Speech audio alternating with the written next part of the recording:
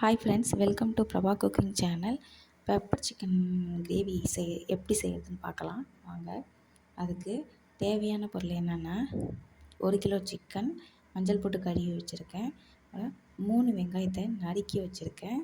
அப்புறம் 3 தக்காளி பழத்தை நல்லா பழுத்த பழம் எடுத்து நறுக்கி வச்சுருக்கேன். பூண்டு 20 பல், அப்புறம் இஞ்சி, அப்புறம் 6 வரமிளகாய், கருவேப்பிலை, கொத்தமல்லி, ஒரே ஒரு டீஸ்பூன் தனி மிளகாத்தூள். இப்போ அடுப்பை கடாயில் வச்சுக்கலாம். ஒரு 4 டேபிள் ஸ்பூன் எண்ணெய் ஊற்றிக்கிங்க. எண்ணெய் காயட்டும்.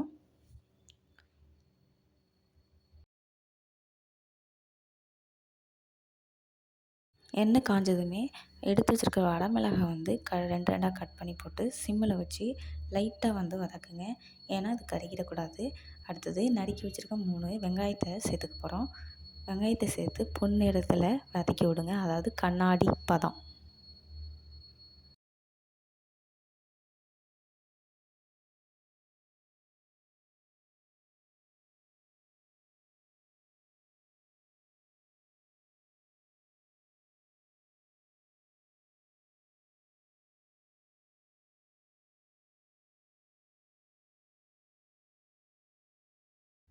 இந்த மாதிரி நல்லா வதக்கி விடுங்க.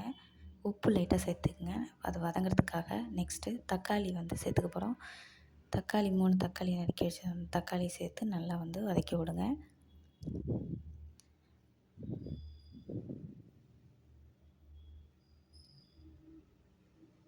இந்த மாதிரி நல்லா மசிச்சு விட்டு வதக்கிக்கங்க.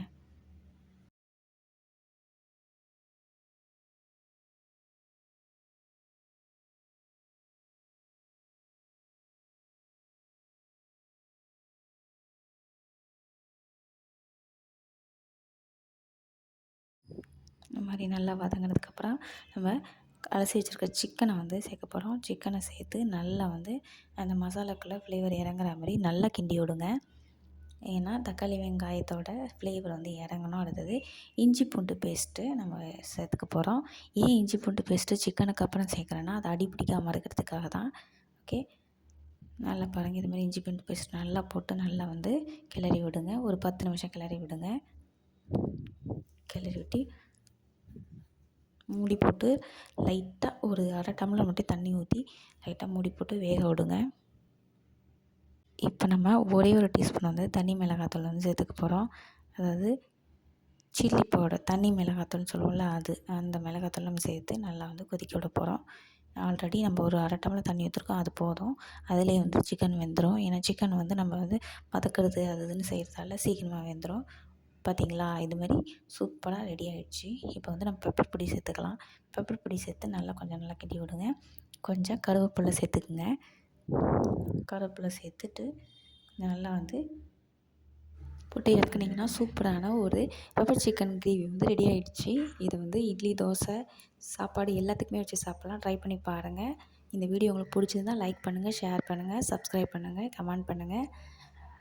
மீண்டும் அடுத்த வீடியோவில் சந்திக்கலாம். தேங்க்ஸ் ஃபார் வாட்சிங். தேங்க்யூ.